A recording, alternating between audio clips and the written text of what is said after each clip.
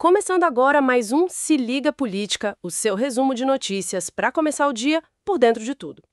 Hoje é segunda-feira, 7 de julho de 2025.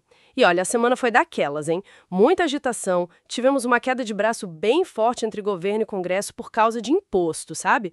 Precisou até do Supremo Tribunal Federal para tentar botar uns panos quentes.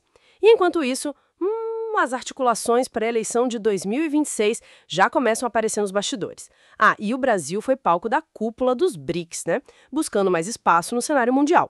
Vamos dar uma olhada nisso tudo? Então vamos começar por Brasília. A atenção principal da semana passada foi mesmo essa disputa sobre o aumento do imposto sobre operações financeiras, o tal do IOF. O governo querendo aumentar, mas o Congresso, barrou. E aí a história foi para onde? Na Justiça. Exatamente. E o mais, chamativo foi ver o Centrão, aquele grupo de partidos que, geralmente negocia apoio, ir ao Supremo Tribunal Federal para manter a decisão do Congresso, ou seja, contra o aumento que o próprio governo defendia.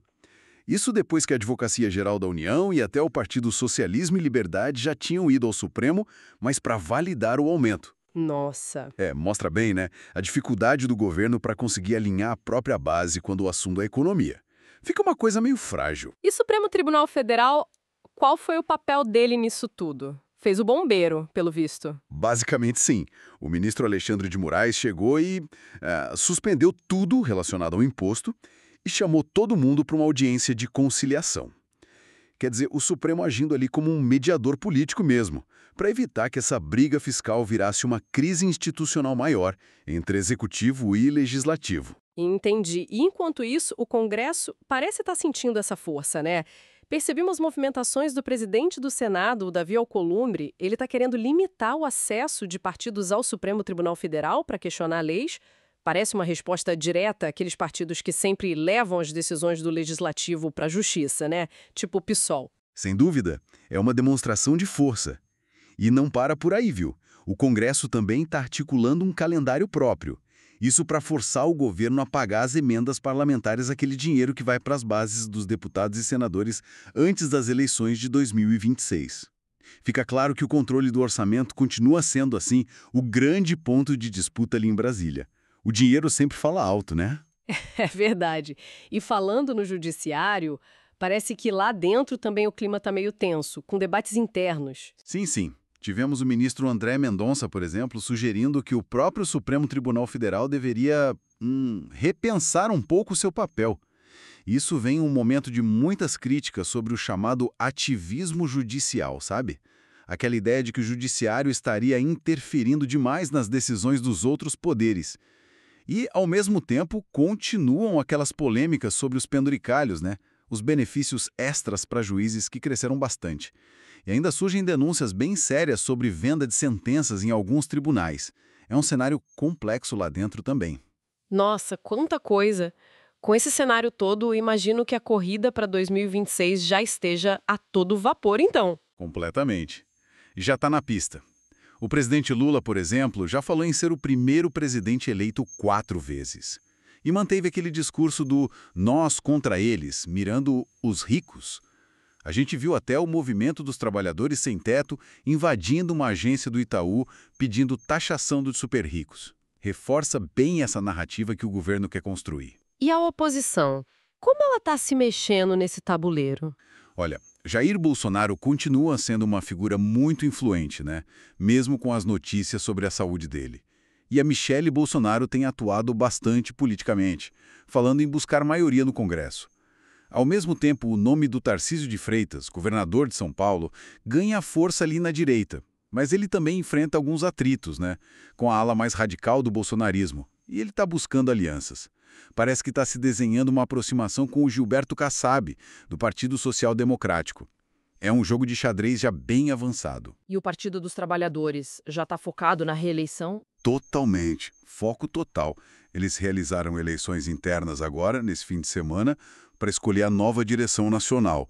E o objetivo claro é um só: preparar tudo para a campanha de reeleição do Lula em 2026. Entendi. Bom, voltando um pouco para a economia. Além dessa questão do imposto sobre operações financeiras, a gente viu a Câmara aprovando urgência para rever aqueles incentivos fiscais bilionários, né? E até proposta para taxar jatinho particular apareceu. É o governo tentando fechar as contas, né? São tentativas claras de buscar receita, né? De onde der. Mas, por outro lado, a gente teve uma decisão interessante do ministro Toffoli, lá do Supremo Tribunal Federal. Ele autorizou que o pagamento para vítimas de fraude do Instituto Nacional do Seguro Social fique fora das regras fiscais do teto de gastos. E no lado social tivemos coisas importantes também. Entrou em vigor a nova tarifa social de energia elétrica, que vai zerar a conta de luz para milhões de famílias. E o Bolsa Família teve umas regras atualizadas para quem consegue emprego. São movimentos nos dois lados, fiscal e social. E para a gente fechar o nosso giro, o Brasil foi o centro das atenções internacionais neste fim de semana, sediando a cúpula dos BRICS lá no Rio de Janeiro. Quais foram os destaques? Olha, o principal foi a expansão do bloco. A Indonésia entrou oficialmente, né? E outros 10 países se aproximaram como parceiros estratégicos. Isso fortalece o grupo.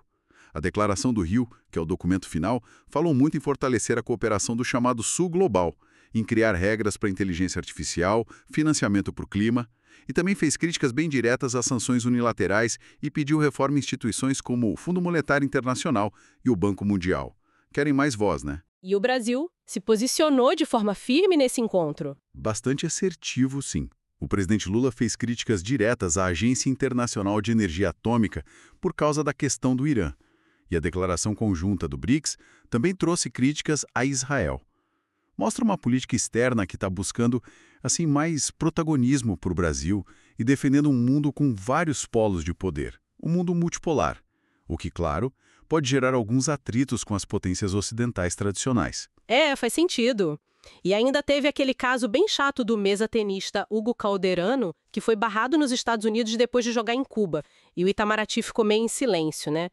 E lá nos Estados Unidos mesmo, o Trump aprovou um pacote fiscal que está gerando a preocupação por causa do aumento do déficit e ainda ameaçou impor tarifas a países alinhados aos BRICS. Ou seja, o cenário global está bem interligado e tenso. Nossa, muita coisa acontecendo ao mesmo tempo.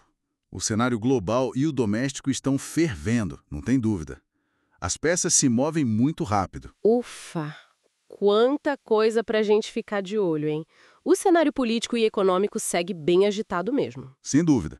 E a tendência é continuar assim. Bom, mas por hoje é isso. Muito obrigada pela sua companhia aqui no Se Liga Política. A gente sempre tenta te ajudar a começar o dia com a análise dos fatos mais importantes. Fique ligado que amanhã tem mais resumo e análise para você. A gente se encontra aqui de novo. Até lá!